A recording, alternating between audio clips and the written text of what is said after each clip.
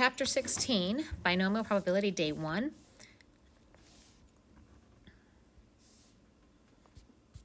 Okay, go ahead and open up to your, is it smart to foul at the end of the game? Okay, let me go ahead and give you the scenario. Here, the scenario, we have 2005 Conference USA basketball tournament. Memphis trailed Louisville by 2 points. At the buzzer, Memphis's Darius Washington attempted a three-pointer. He missed but was fouled and went to the line for 3 free throws. Each make that he made was worth 1 point. Was it smart to foul? So number one, the first thing you're supposed to do is to list all of the possibilities that the shot could fall. So in green, you can see that there's could be 3 makes. The gray part is make, miss, or basically 2 makes and a miss, but just the 3 different ways that you would show it. Finally, the red part you're going to see is the ways that they're going to actually fail, which could be failing, essentially, missing all of them, or just making 1. Because they're 2 points behind, they need 2 points to even send them to overtime. So a win, as you can see, would the probability of a win would be 72% to the 3rd power. A loss, though, could be, as I said before, this particular one shows losing by missing all of them. But also, we can't forget that you also lose if you just make 1. 1's not enough. You have to make 2. So you add those 2 together, 0.022 plus 0.056, times 3, which is 0.0169. If you add the 0.169 and the 0.022 together, that's going to be the total probability of losing. And finally, sending it to overtime is 2 makes and 1 miss. So let's go ahead and look at the first scenario. The first scenario is where it's 75-73, and the probability of Memphis winning is 37.3% from above. The probability of them losing, as you can see, is the 0.022 plus the 0.169, which is 0.191, and the probability of overtime is the 0.435 that we already found out. Okay, so let's go ahead and see what happens.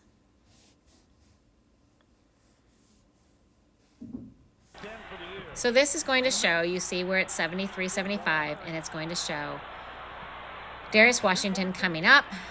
However, he misses and he gets fouled. So that's going to send him to the line.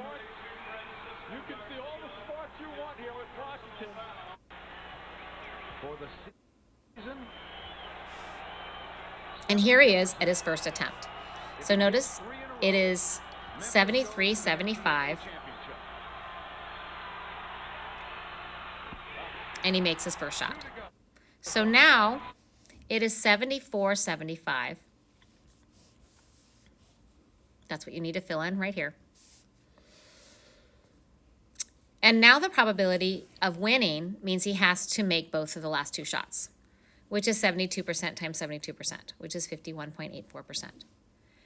If he misses both of them, that's a 7.89% chance, and that's the chance that they have of losing, because if he misses both, he's going to lose. If he makes one of them, they still get to go to overtime and then have a chance to make it up.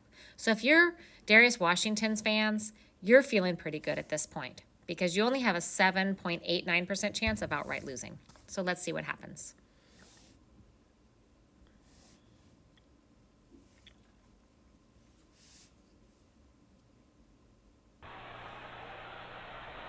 Can't describe the pressure here.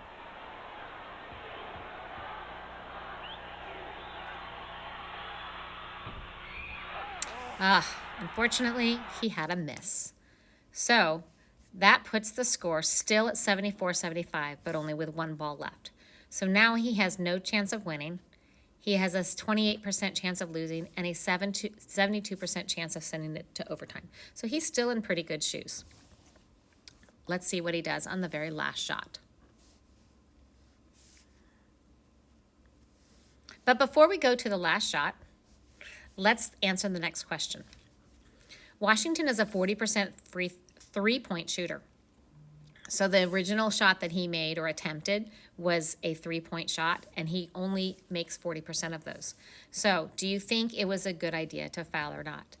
And given the statistics that we have, I would say no, because if you see, Darius Washington was to an advantage every single time he went up to the line. When you look at the first one, when he had 3 shots, he had a probability of winning. He only had a 19% chance of outright losing. He had a probability of winning by 37%, and then he had a probability of winning in overtime, not 43% of winning to overtime, 43% to go to overtime. But even if he were to have a 50-50 chance on that, that adds another 21% probability to his 37%, so which means he's going to be well over the 40% probability. Each one you can see he has an advantage higher than 40% or close to it, where it doesn't give a significant difference. And to me, what they have done by fouling Darius Washington is they've given them hope, and they've given them kind of a little bit of new life. So if Darius Washington misses it, honestly, they kind of got lucky. I'm not going to use the word lucky. I shouldn't use the word lucky. But on obviously 72% chance of making, 28% chance they've got to miss stuff in order to be able to come up with something less than 100%.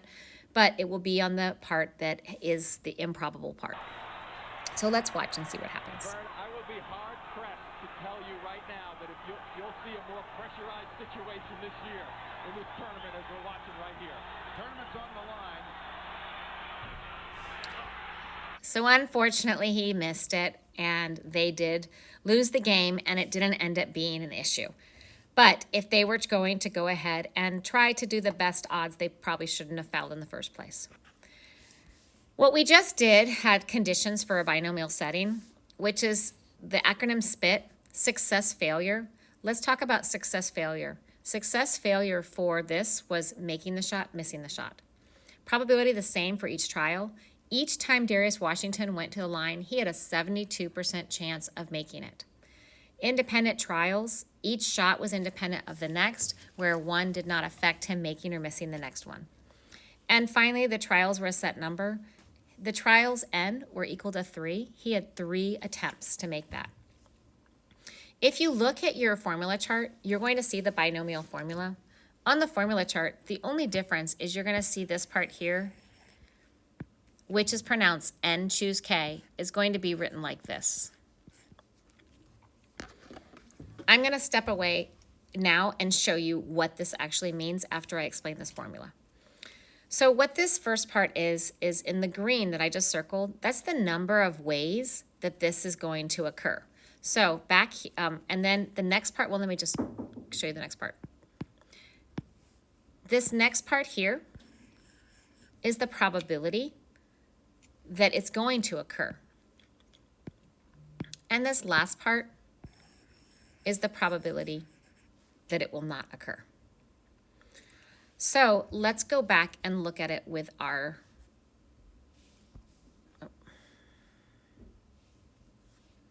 problem. So if you notice here, remember the green one that I had? That's the number of ways that something can occur. This one is, I have 3 shots and I want 2 successes. And remember, this 72% is the probability of it occurring, and I said I had 2 successes. I want the probability of that 2 successes. And the last one was the probability of failure, which is 28% times that probability of failure. So you see, these are the things that I just highlighted on the other screen.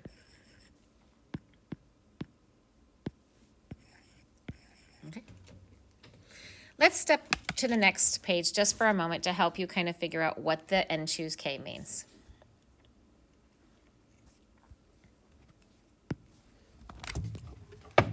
This notation, NCK, which is NK, which is pronounced N choose K, means I have N trials with K successes. So let's pretend I have 10 shots and I want to know the probability that I'm going to make 4 of them. Then the first thing that I would have to do, because I know I could do make, miss. I could do make, miss, and so forth. You know that there's so many that I could do. So the first step is to know the number of ways that this can occur. So that's why we're going to use n choose k. So let's show you n choose k, and n choose k means n factorial over k factorial, n minus k factorial. And to remind you or teach you what does factorial mean, it's n times n minus 1 times n minus 2 all the way down to n minus n plus 1. So all the way down to 1. So for instance, if you had 3 factorial, that's 3 times 2 times 1. And this tells you the number of ways something's going to occur. So for this one that we just had, I say 10 choose 4. So that's going to be 10 factorial over 4 factorial, 6 factorial. If you notice that the denominator, the numbers in the denominator, is the sum of them is always equal to the numerator. So this one is going to be 10, 9, 8, 7, 6, 5, 4, 3, 2, 1. 6, 5, 4, 3, 2, 1, 4, 3, 2, 1. Typically, I don't even write this part out because the larger number is always going to cancel out with the numerator for the tail part of what it equals. So typically I don't even write it out, but I just wanted to show just to make sure I made it easy. So I'm just going to do some canceling. 4 times 2 is 8. 9 divided by 3 is 3. And then now I've got 10 times 3 times 7, and that's 210. So there's 210 ways to have 10 attempts and make 4 of them. If you do this on the calculator, you do NCR. You can type that, NCR 10, 4, and what will come up is 210. You also, I'm going to show you, can go to Menu, and you go to Probability, Combinations, and NCR comes up for you. So if I do 10, 4 here, you're going to see I get the 210. All right, so that's what this means. And so if I just did what we had here, remember when we had 3 shots and we had two makes, remember that was 3 ways. So let's just show you how this works. 3, 2, 2 and 1, 3, 2, 1, 2, 1 and 1. And that does come up to 3 ways.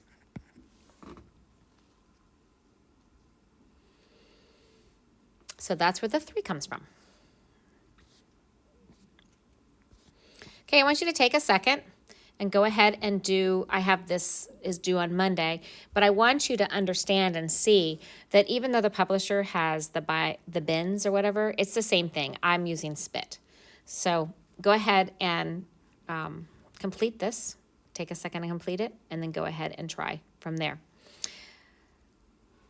I do want to show you the binomial calculator really fast. So if you go to binomial calculator to go to probability, either statistics or probability, either one, you're going to get to your distribution page, and you're going to go down to binomial PDF. The binomial PDF, let's do the problem with the basketball where what's the probability of making 2 shots? Well, remember I had 3 trials. The probability of success was 0.72. And how many? I want to make 2 shots.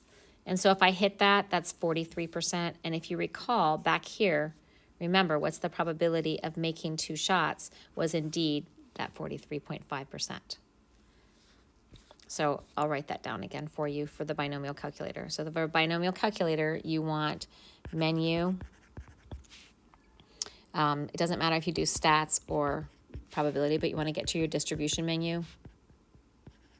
And then your binomial PDF.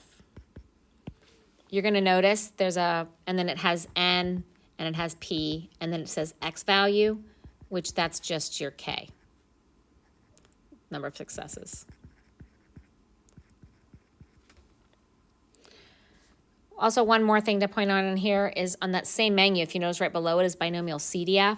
The only difference on CDF is that it actually gives you a range. A question here would be if you're shooting, let's say, 10 shots, let's do, again, 72% success. What's the probability of making between 4 and 7 shots? So this does 4, 5, 6, and 7. It just adds them up for you. The C in binomial CDF stands for cumulative, so that's why it adds it up for you. Okay. That's it for this lesson. I hope you do well. Thank you so much.